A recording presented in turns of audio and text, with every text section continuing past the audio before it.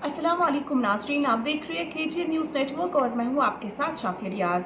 नाज़रीन, इस वक्त जो शख्सियत मेरे साथ मौजूद है ये किसी तारुफ की मोहताज तो नहीं, लेकिन फिर भी मैं आपको बताते चलूं कि इनका ताल्लुक पीपल्स डेमोक्रेटिक पार्टी से है। इनका नाम ज़ुहैब यूसुफ मीर है और ये पार्टी में हल्के इंचार्ज लाल चौक और यूथ कोऑर्डिनेटर के बतौर अपने फ़राइज़ अंजाम दे रहे हैं। आज हम इनसे ही करेंगे बात और इनसे जानने की कोशिश करेंगे कि इनकी पार्टी का मंशूर क्या है, इलेक्शंस के हवाले से इनकी क्या कुछ तैयारियां हैं और आने वाले दिनों के लिए इनके क्या कुछ प्लान्स हैं। खैर मकदम है आपका सर। बहुत बहुत शुक्रिया आपका। जी, आपसे जानना चाहेंगे कि PDP पार्टी के जो आने वाले दिनों में प्लान्स क्या कुछ है और आपकी तैयारी क्या है इलेक्शंस के हवाले से। सबसे पहले तो मैं इंस्पेक्टर मसरूर वानी को कंडोलेंसेस पेश करता हूँ अपनी तरफ से, अपनी पार्टी की तरफ से। बड़ी दुखद बात है कि उनकी डेथ हो गई एक टेररिस्ट एक्ट में, unfortunately. I hope my sympathies are with the family and my deepest feelings are with the family. I hope everything is okay with their family and I hope उनकी family को patience अल्लाह ताला दे कि सब कुछ ठीक हो जाए। बट ऐसे एक्ट्स नहीं होने चाहिए थे अनफॉर्चुनेटली जो हो रहे हैं कश्मीर में। जी, तो आपसे जानना चाहेंगे कि इलेक्शंस के हवाले से आपकी पार्टी की क्या कुछ तैयारी है, क्या कुछ प्रिपरेशन है। इलेक्शंस कहाँ हैं कश्मीर में? कौन से इलेक्शंस?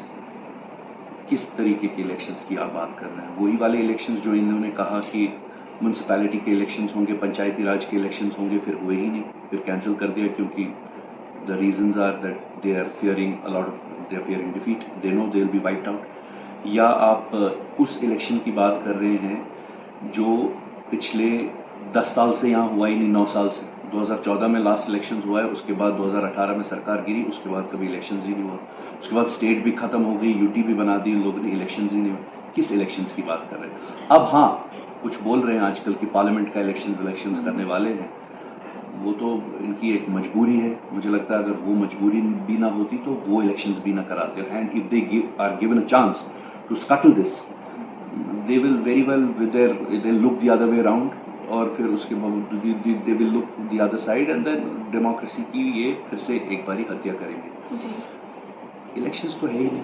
अब हाँ, अब सुनने में आया है कि पार्लियामेंट की शायद कुछ मत यहाँ पे हलचल होने लग गई। उसके लिए हर कोई पार्टी प्रिपरेशन कर रही है और हर कोई पार्टी प्रिपरेशन करती रहेगी, और अगर इलेक्शन हुए पार्लियामेंट के तो उसमें हमारी भी पार्टिसिपेशन होगी। बट जिस तरीके से इनका चलाने का सिस्टम है, जिस तरीके से इनकी गवर्नमेंट को चलाने का सिस्टम है, मुझे नहीं लगता कि as far as this part of the world is concern they truly believe in democracy.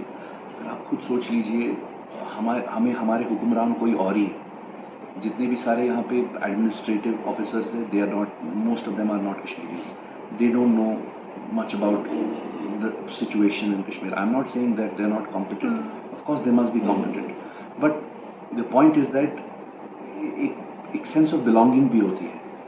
वो मुझे नहीं लगता है कि यहाँ पे किसी भी एडमिनिस्ट्रेशन में, right from the top level till the very basic level, किसी में है। एक तानाशाह की तरह सरकार चलाए जा रहे हैं यहाँ पे, ना इलेक्शन, ना कुछ। तो आई होप कि हो जाए, लेकिन मुझे लगता नहीं है कि इनका कोई दिमाग में मंशूर है कि यहाँ पे ये डेमोक्रेसी को बहाल करें। आपने कहा कि यहाँ पर जो है पिछले कई सालों से 10 सालों से इलेक्शंस नहीं हुए हैं, तो ये इलेक्शंस ना होने से लोगों को कितनी प्रॉब्लम्स जो है फेस करनी पड़ रही है। लोगों को ये प्रॉब्लम फेस करनी पड़ी है कि एंटी इनकम्बेंसी जो शब्द होता है, वर्ड एंटी इनकम्बेंसी, वो यूजुअली यूज होता है गवर्नमेंट्स के लिए, इलेक्टेड गवर्नमेंट्स के लिए। यहाँ पे एंटी इनकम्बेंसी ब्यूरोक्रेसी के लिए यूज होता है। There is an anti incumbency wave against the bureaucracy. You see जितने भी सारे डिपार्टमेंट्स हैं वहाँ पे फाइलों के ढेर बने हुए हैं। यहाँ कॉन्ट्रैक्टर्स हैं, उनकी पेमेंट्स नहीं हो रही हैं। करप्शन, JKSSB, JKSI, इतने सारे स्टूडेंट की रिक्रूटमेंट्स में, वो जल शक्ति बोर्ड सारे में, उन सारे एग्जाम्स में करप्शन है। उनकी सुनवाई प्रॉपरली नहीं हो पा रही है।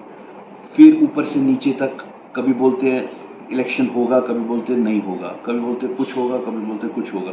तो कोई, this is become a banana republic, और if not a banana republic then a dictatorship. दोनों ही है, दो ही चीजें हैं। या तो ऑन द ग्राउंड लेवल कुछ समझ ही नहीं आ रहा है कौन कौन है, who is the care taker. दूसरे साइड से समझ ही नहीं आ रहा है कि यहाँ पे ये इतने सारे आइडियलिस्टिक बातें करते हैं जी, फलाने ने ये किया था, फलाने ने वो किया था, फलाने ऐसे सिर्फ रिबन काटे जा रहे हैं। This whole government has become an event management company. Dubai से इन्वेस्टमेंट आएगी, अब हमारी डेमोक्रेसी बहाल होगी, पावर की इतनी इश्यूज है। आप देख लीजिए, अब मैं आपको slightly drifting from the topic but you should see this कि केपीडीसीएल रोजमर्रा ट्विटर पे, फेसबुक पे ये चढ़ाते हैं कि किसी ने पावर की चोरी की, किसी ने पावर की चोरी। द रियलिटी इज, और उस पावर की चोरी की वजह से हम पूरे कश्मीर में इस टाइम पावर नहीं है। लेकिन रियलिटी ये है कि अगर आप देखें कि हर साइड से अगर आप देखें कि 1800 मेगावाट्स की जरूरत है, लेकिन सप्लाई सिर्फ 800-900 मेगावाट ही हो रही है। तो मतलब आप किस तरीके से विशिएट किए जा रहा है, मतलब I am a monster, Janata he monster है और ये सारे लोग बहुत अच्छे हैं। ऐसे तो डेमोक्रेसी चलेगी कहाँ। एमएलए होता, कोई अपना मिनिस्टर होता, उसको खटखटाते, उसका दरवाजा खटखटाते, उसके दरवाजे पे लात मारते, बोलते भाई हमारे मसले हल करो। किसके पास जाए मसले हल करवाने के लिए, कौन है वो। और दूसरी बात, यहाँ पे बहुत सारे लोग, बहुत सारे ब्यूरोक्रेट्स, बड़े बड़े ब्यूरोक्रेट्स, पुलिस के officers, it is a very good thing that वो लोग जनता दरबार करते हैं, अच्छी बात है। बट क्या जनता दरबार ब्यूरोक्रेट्स का काम है करना? क्या जनता दरबार पुलिस का काम है करना? I don't think so. ये दिस इज द ये काम है इलेक्टेड रिप्रेजेंटेटिव का। No offence to anybody, but I want democracy to be flourishing in Kashmir. Unfortunately everything is being usurped by the bureaucratic fraternity. ये कैसे चलेगा? So that means citizens have become, we are not, अब हमारे साथ problem ये हो गई है कि हम citizens नहीं subjects बन चुके हैं। we are no longer citizens, we are subjects. citizen एक रिपब्लिक में होते हैं, एक डेमोक्रेसी में होते हैं, सब्जेक्ट्स होते हैं मोनार्की में। यहाँ पे मोनार्की चल रही है, वॉइस रॉय की मोनार्की। एनीवे, एक सवाल मैं आपसे करना चाहती हूँ कि जो दरबार मूव कैंसिल हुआ, उसकी वजह से क्या लोग खुश हैं या लोगों को मज़ीद मुश्किलात का सामना करना पड़ता है?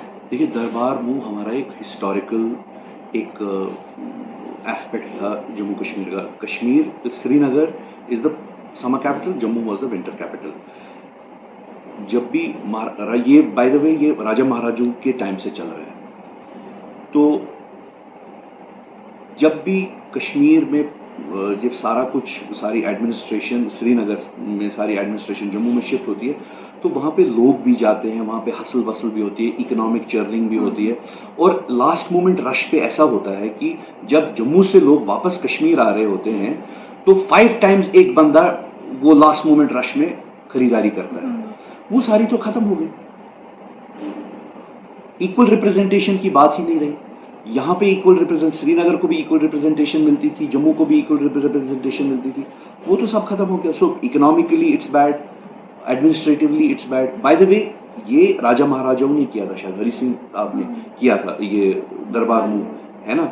हरि सिंह साहब को ये लोग यूज करते हैं अपनी डोगरा वाले कल्चरल एस्पेक्ट के लिए, वो एक रिलीजियस डिवाइड करने के लिए उसको यूज करते हैं, लेकिन उनके आइडियल्स पे नहीं चलते। उनके आइडियल सारे शन कर दिए। जैसे स्टेट सब्जेक्ट था हमारा, वो भी हरि सिंह साहब ने लाया था, लेकिन इन लोगों ने वो शन कर दिया। जो हमारे या दरबार मूव की, वो भी उन्होंने लाया था, उसको भी इन्होंने शन कर दिया। या डोगराज ने लाया था, उसको भी शन कर दिया।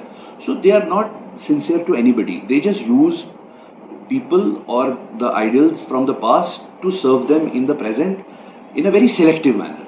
मतलब ये सेल्फ सर्विंग गवर्नमेंट है। यहाँ बेसिकली इश्यूज ये है, ये सिर्फ दरबार मूव की प्रॉब्लम नहीं है। मुझे ऐसा लगता है कि they sell the situation that we have taken over Kashmir और we are sort of an overpowering domination we have in Kashmir. They sell this to the rest of the country for the electoral gains. That is a problem. Kashmir को भी तो इंसान, यहाँ के इंसान है। It's not just a piece of land. You have to treat them as humans, but using those humans here, using their cultural aspects, religious aspects, to sell them in the rest of the country for electoral purposes, that is not right. बेड़ा गर्क करके रखा है state. आई रोज हम ये सुनते हैं कि कश्मीर, बताया जाता है कि कश्मीर में हालात बहुत ही मामूल पर है, यहाँ पर तरक्की हो रही है, लोग बड़े खुश हैं। इस बात में आपको कितनी सच्चाई लगती है? According to the upper echelons of the government बोलते हैं 80% लोग इसी व्यवस्था से खुश हैं, लेकिन 80% लोग क्या एक्चुअली में इस व्यवस्था से खुश है, वो तो आपको पता ही चल रहा है। कितनी नौकरियां मिली पिछले 5 साल में, कितने कारखाने लगे, दुबई से जो इन्वेस्टमेंट आई वो कहाँ पे लगी, हमें दिखा दीजिए। कितने अस्पताल बने, क्या क्या हुआ, हमें बता दीजिए। वो जो मुझे लगता है वो जो डल के जो वो स्मार्ट सिटी के प्रोजेक्ट के वाले थे ना, वो क्या उसका बोलते हैं, वो अपने फाउंटेन्स जो उन्होंने लगाए थे वो अब बंद पड़े हैं। वैसे वो चलते वलते हैं नहीं, मुझे लगता है वो डूब गए G20 समिट के बाद। रिक्रूटमेंट स्कैम्स, ठेकेदारों को पैसे नहीं मिलते आफ्टर डूइंग देयर वर्क। यहाँ पे सैंड माइनिंग के इश्यूज, पत्थर की माइनिंग के इश्यूज हर एंगल पे। और कश्मीर में सबसे ज़्यादा आपको पता है MoSPI, ministry of statistics and plan implementation की ये स्टेटिस्टिक्स है कि कश्मीर में सबसे ज़्यादा, जम्मू कश्मीर में सबसे ज़्यादा यूथ की अनएम्प्लॉयमेंट है, एजुकेटेड यूथ की अनएम्प्लॉयमेंट है। तो क्या बेटर किया है लोगों ने, किस चीज़ का बेटर किया? हाँ यार, आप जैसे न्यूज़ चैनल्स को, मेरे जैसे पॉलिटिकल एक्टिविस्ट को हाँ मुंह बंद कराने का अच्छा काम किया है, और कुछ नहीं किया, और कोई काम नहीं। सच्चाई तब होती है जब यहाँ पे लोग पार्टिसिपेट करते हैं democracy. What is the ultimate test of a democracy? Ultimate test of whether the certain decisions that you have taken they're right or wrong in a democracy, when you actually test them in the field of democracy, election हो कुछ हो, वो कराने नहीं वाले हैं ये लोग। इनको मुझे नहीं लगता कोई शौक वो सब करने का है। बाकी मैंने आपको बता दिया, पावर नहीं, नौकरी नहीं, जो नौकरी में लगा हुआ है उसको बोलते हैं टेररिस्ट लिंक्स, और उसके बाद टेररिस्ट लिंक्स लगा के उसको निकाल देते हैं। आखिर कब तक चलता रहेगा ये बनाना रिपब्लिक, कब तक चलता रहेगा? हम इंसान नहीं है, हमने भी तो इसी मुल्क के साथ इलाक़ किया था। हमारा भी तो ये मंशूर था कि ठीक है, we don't want to be, we want to align ourselves with a secular country. I am someone who has studied across the world. Delhi में वहाँ पे रहता हूँ तो देखता हूँ कि डेमोक्रेसी में पार्टिसिपेट करने का बड़ा जोश आता है। यहाँ पे देखता हूँ कि डेमोक्रेसी इज सस्पेंशन में। डेमोक्रेसी दीजिए, यहाँ पे देखिए लोग क्या चाहते हैं।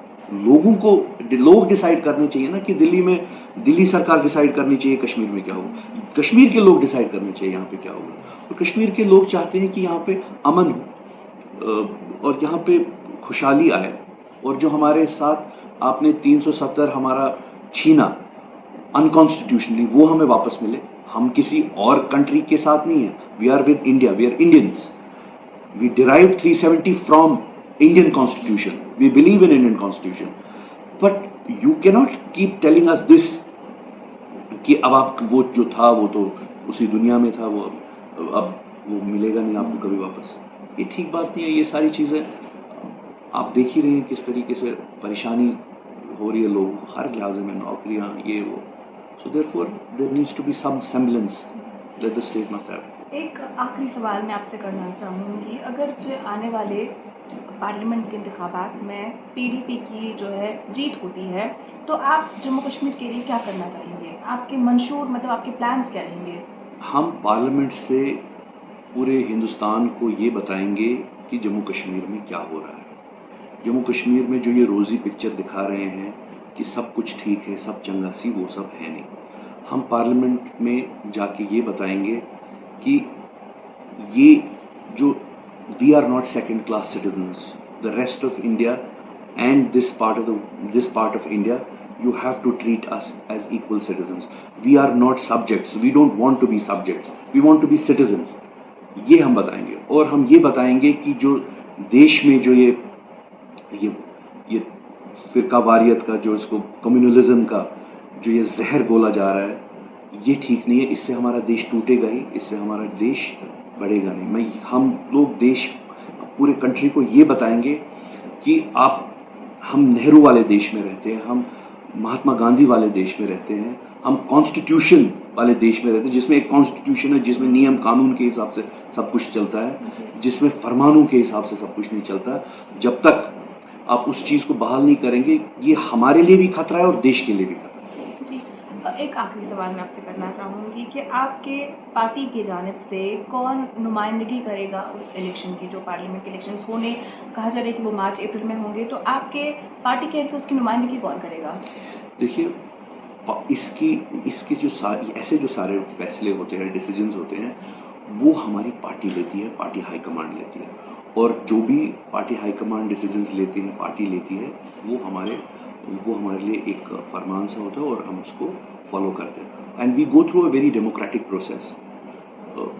ऐसा नहीं है कि उसमें कोई फेवरेटिज्म होता है या लेफ्ट एंड राइट होता है, बस उसमें बड़ा डेमोक्रेटिक प्रोसेस होता है। उसमें पॉलिटिकल अफेयर्स कमेटी है, वो डिसाइड करती है कि कौन किस तरीके से आगे जाता है, तो वो डिसाइड करेगी, पार्टी डिसाइड करेगी, पार्टी की पॉलिटिकल अफेयर्स कमेटी डिसाइड करेगी कौन आगे इसमें इंतखाब में पार्टिसिपेट करेगा।